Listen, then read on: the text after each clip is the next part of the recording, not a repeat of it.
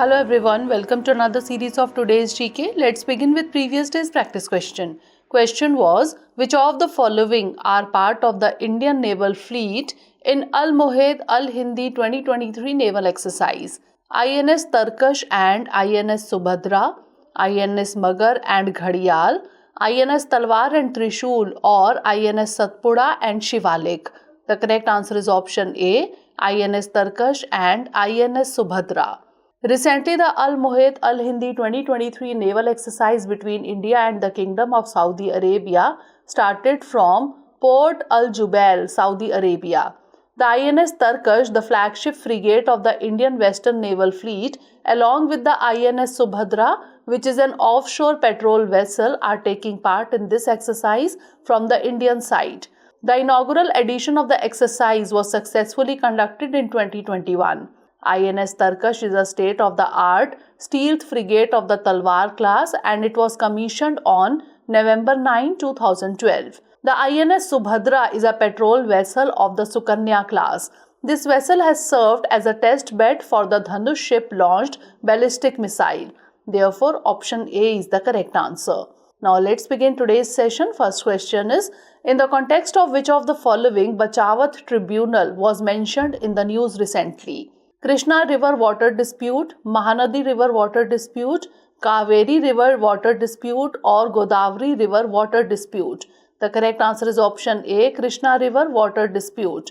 Recently, the dispute over the water share of the Krishna River between Andhra Pradesh and Telangana was in the news. The dispute dates back to the formation of Andhra Pradesh in November 1956. In 1969, the Bachawat Tribunal KWDT1 was constituted to settle the dispute around water share among the riparian states of Maharashtra, Karnataka and Andhra Pradesh before bifurcation. The tribunal allocated 811,000 million cubic feet dependable water to Andhra Pradesh. The tribunal had also recommended taking the Tungabhadra Dam, a part of the Krishna Basin water, to the drought-prone Mahbubnagar area of Telangana. However, this was not followed through, giving birth to discontent among the people. Therefore, option A is the correct answer. Next question is, consider the following statements regarding the Prevention of Cruelty to Animals Act 1960. 1. It provides for punishment for causing unnecessary cruelty and suffering to animals. 2. The Animal Welfare Board of India or AWBI was established under this act. Which of the statement or statements given above is or are correct? 1 only, 2 only, both 1 and 2, or neither 1 nor 2? The correct answer is option C, both 1 and 2. Recently, a 5-judge bench of the Supreme Court upheld the amendments made by the legislators of Tamil Nadu, Maharashtra and Karnataka to the Prevention of Cruelty to Animals Act 1960, allowing bull taming sports like Jallikattu, Kambala and bullock cart races. Jallikattu is a bull taming sport played in Tamil Nadu as part of the Pongal Harvest Festival. The legislative intent of the PCA Act 1960 is to prevent the infliction of unnecessary pain or suffering on animals. This act provides for punishment for causing unnecessary cruelty and suffering to animals. The act defines animals and different forms of animals like captive animal and domestic animal. Hence, statement 1 is correct. This act provides for the establishment of Animal Welfare Board of India. Hence, statement 2 is correct. Therefore, option C is the correct answer. Next question is regarding European Union's carbon border tax mechanism. Which of the following statements is or are true? 1. It is aimed at reducing carbon emissions. 2. It is part of the Fit for 55 in 2030 package. 3. It levies a carbon tax on imports of products made from the processes which are non-green. Select the correct answer using the code given below. 1 only, 1, 2 and 3, 1 and 2 only, or 2 and 3 only. The correct answer is option B, 1, 2 and 3. Recently, the European Union has announced that its carbon border adjustment mechanism will be introduced in its transitional phase from October 2023. The CBAM is a policy tool aimed at reducing carbon emissions by ensuring that imported goods are subject to the same carbon cost as products produced within the EU. Hence, statement 1 is true. The 𝐃𝐫𝐢𝐬𝐡 is part of the Fit for 55 in 2030 package, which is the EU's plan to reduce greenhouse gas emissions by at least 55% by 2030 compared to 1990 levels, in line with the European climate law. Hence, statement 2 is correct. It will levy a carbon tax on imports of products made from the processes which are not environmentally sustainable or non-green. Hence, statement 3 is true. Therefore, option B is the correct answer. Next question is, Vibrant Villages program is an initiative of which of the following ministries or institutions? Ministry of Development of North Eastern Region, Ministry of Rural Development, Niti Aayog, or Ministry of Home Affairs? The correct answer is option D, Ministry of Home Affairs. Recently, the Union Home Minister inaugurated a workshop on Vibrant Villages program in New Delhi. This village development scheme was first announced in the 2022 Union Budget. It was launched by Ministry of Home Affairs in the border village of 𝐃𝐫𝐢𝐬𝐡𝐭𝐢 in Arunachal Pradesh. The program's targets are to provide comprehensive development of villages on the border with China and improvement in the quality of life of people living in identified border villages. Under this centrally sponsored scheme, villages about the border in the states of Arunachal Pradesh, Sikkim, Uttarakhand and Himachal Pradesh and the Union Territory of Ladakh have been identified for comprehensive development. The program also intends to leverage tourism potential through promotion of local cultural, traditional knowledge and heritage in the border areas, thus increasing the employment opportunities of the people and as a result, stemming migration. Therefore, option D is the correct answer. Next question is, what is the IUCN status of Mexican axolotl, that is Embystoma mexicanum? Critically endangered, near threatened, vulnerable or least concern? The correct answer is option A, critically endangered. The axolotl is a species of salamander lizard-like amphibians originally found in Lake Xochimilco near Mexico City. Embystoma mexicanum is listed as critically endangered in the IUCN Red List of threatened species. They are now almost extinct in the wild. Their gene pool survives among individuals bred in captivity for the pet trade and for aquaria. Even though they are amphibious, axolotls remain aquatic throughout their lives. The axolotls have the capability to quickly regenerate lost limbs, gills, tail, even their eyes and parts of the head. The axolotls, like humans, contain 2 copies of every gene, one inherited from the father and the other from the mother. Therefore, option A is the correct answer.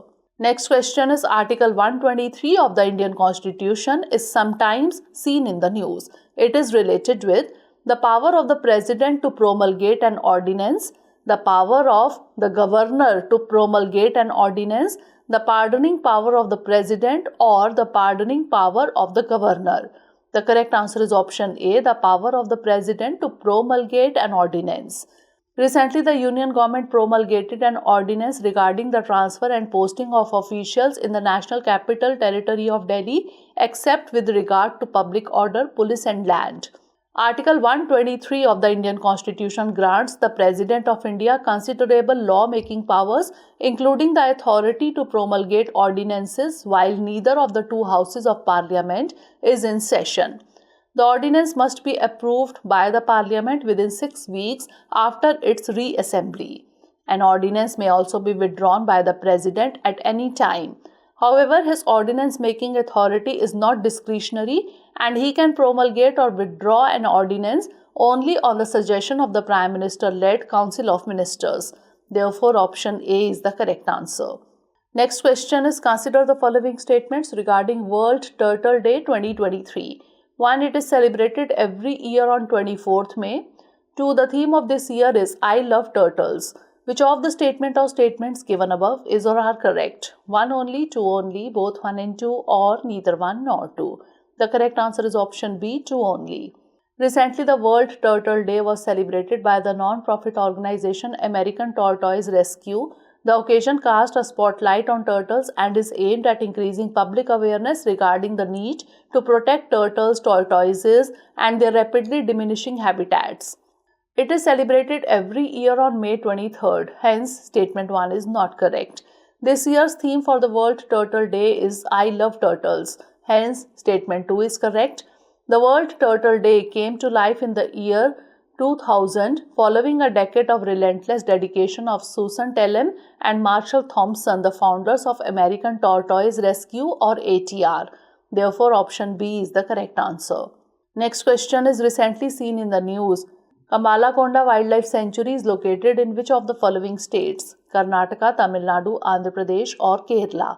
The correct answer is option C, Andhra Pradesh. Recently, the Barracuda limbless skink or Barracuda melanostica was sighted at Kambalakonda Wildlife Sanctuary in Visakhapatnam, Andhra Pradesh. The Barracuda limbless skink is a small reptile renowned for its unique limbless body and extraordinary adaptation.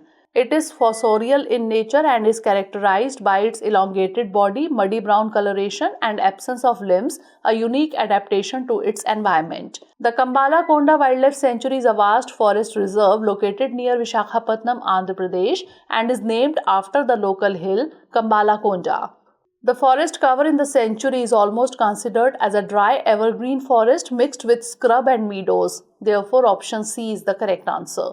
Next question is, consider the following statements regarding the disease multiple sclerosis. 1. The disease can cause permanent damage or deterioration of the nerve fibers. 2. It affects the brain only. Which of the statement or statements given above is or are correct? 1 only, 2 only, both 1 and 2 or neither 1 nor 2. The correct answer is option A, 1 only. As per the latest research, Epstein-Barr virus or EBV can increase the risk of developing multiple sclerosis. The MS or multiple sclerosis is a chronic disease that affects the central nervous system including the brain, spinal cord and optic nerves. Hence, statement 2 is not correct. It is thought to be an autoimmune disorder, a condition in which the body attacks itself by mistake. In MS, the immune system attacks the protective sheath, that is myelin, that covers nerve fibers and causes communication problems between your brain and the rest of your body. Eventually, the disease can cause permanent damage or deterioration of the nerve fibers. Hence, statement 1 is correct. Therefore, option A is the correct answer. Last question is, consider the following statements regarding the term Sengol recently seen in the news. 1. Then Prime Minister Jawaharlal Nehru received the Sengol on 15th August 1947. 2. It was given by the adherents of the Thiruvaduthurai Adhenam Mutt of Tamil Nadu. Which of the statement or statements given above is or are correct? 1 only, 2 only, both 1 and 2 or neither 1 nor 2. The correct answer is option B, 2 only. Recently, the Sengol from 1947 has been installed by the Prime Minister in the Lok Sabha, prominently close to the Speaker's podium. The Sengol is profound in meaning, which is derived from the Tamil word Semai, meaning righteousness. The Nandi, with its unyielding gaze as the beholder of the Nyaya, is hand-carved at the top. Most importantly, the recipient of the Sengol has the order, that is Anai in Tamil, to rule justly and fairly. The Sengol was accepted by the first Prime Minister of India, Shri Jawaharlal Nehru, at his residence on the night of 14th August in the presence of several leaders. Hence, statement 1 is not correct. Jawaharlal Nehru received the Sengol from the adhenams, that is priest of the Thiruvaduthurai Adhenam Mutt in Tamil Nadu, who had specially arrived for the occasion. Hence, statement 2 is correct. Therefore, option B is the correct answer. Now it's time for the practice question. What is INS Marmugao, sometimes seen in the news? Frigate, Indian Navy sailing vessel, nuclear submarine or guided missile destroyer? Send the answer of this question in the comment section. Stay tuned for the next episode. Thanks for watching.